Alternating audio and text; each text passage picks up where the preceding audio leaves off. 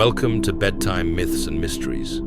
Tonight, we venture high into the mist-shrouded Andes Plateau, to a place where mythology and reality blur under silvered moonlight. This is the legend of the Lost Temple of the Moon, a sanctuary said to emerge under rare celestial alignments, only to vanish again into the mist.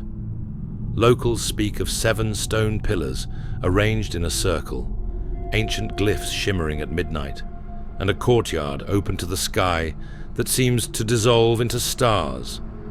The temple is rumored to appear only during lunar eclipses or once every 100 years, drawing seekers who never return or return changed.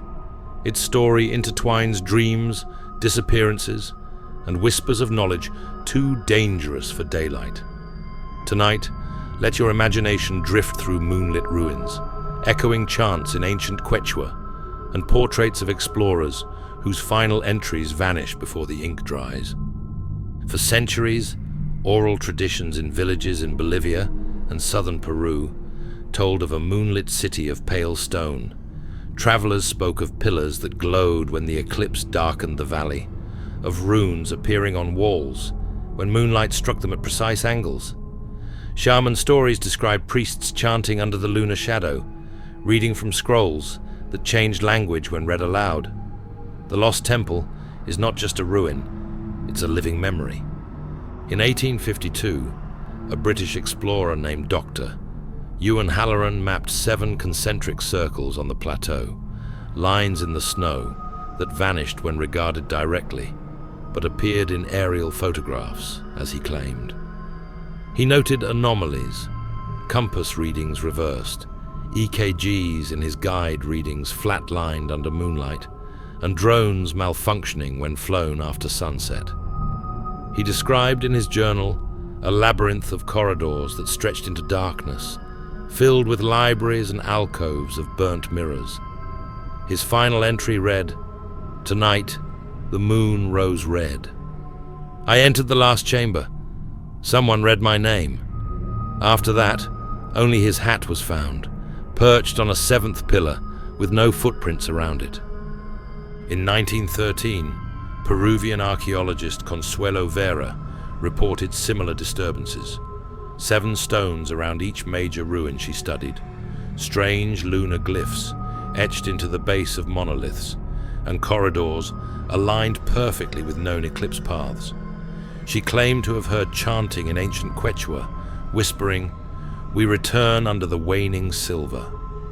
Though trained skeptics dismissed her as delusional, underground maps, found decades later, show rooms carved deep under bedrock, aligned in astronomical precision.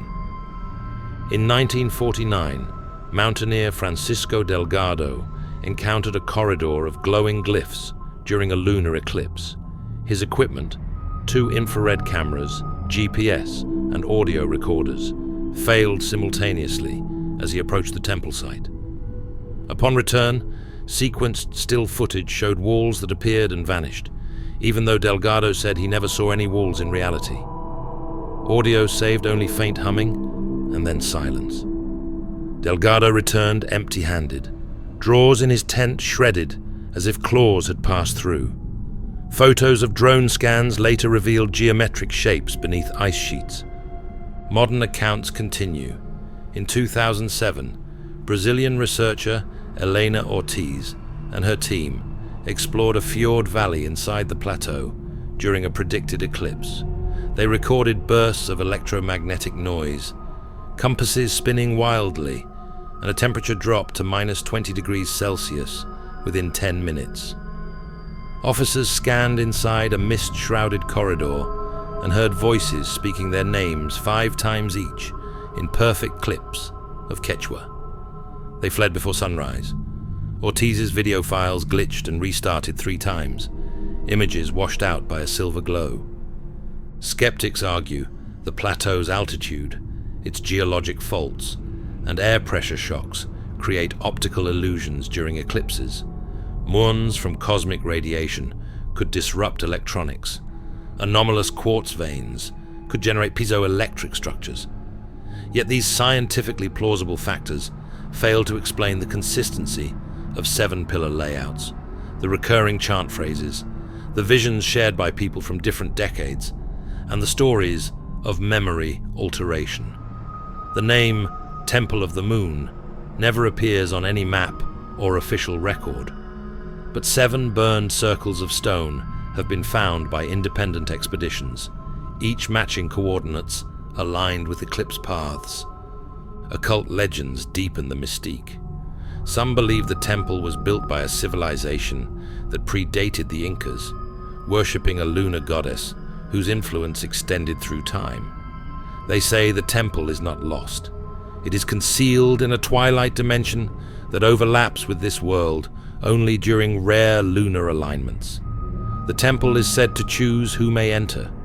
Those not meant to find it simply see broken stones or mountain shadows. And those who enter often disappear, or return bearing knowledge too vast for sleep. Imagine walking between midnight pillars that pulse like resonance singers, hearing scrolls whisper your destiny as the moon ascends. The silence thickens, yet you hear murmurs behind marble walls. The corridor ahead is lit by glyphs streaming silver light, revealing a door shaped like the moon's crescent. Beyond it lies a hall with 7 tombs, each inscribed with prophecy. In the center is a basin of ink that writes your name conspicuously under the pale glow. Every word echoes. Know yourself before the shadow knows you. And once you read, the doors vanish in gloom. You walk back steps you did not take. When dawn breaks, the temple is gone. The valley is bare. No ruin, only wind-tossed grasses and 7 stones embedded in the ground.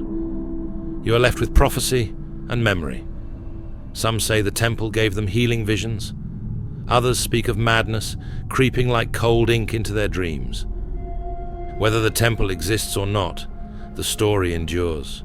It is a myth woven of moonlight and geometry, of vanished explorers, of songs and prophecy. It asks a question: knowledge at what cost? Would you risk memory, time, sanity to know what was never meant to be known? Thank you for sailing beneath the lunar eclipse with Bedtime Myths and Mysteries. If tonight's tale stirred your spirit or reshaped your dreams, please like and subscribe.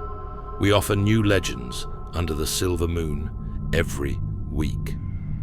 Until next time, sleep well, and may your nights be guided by ancient lights.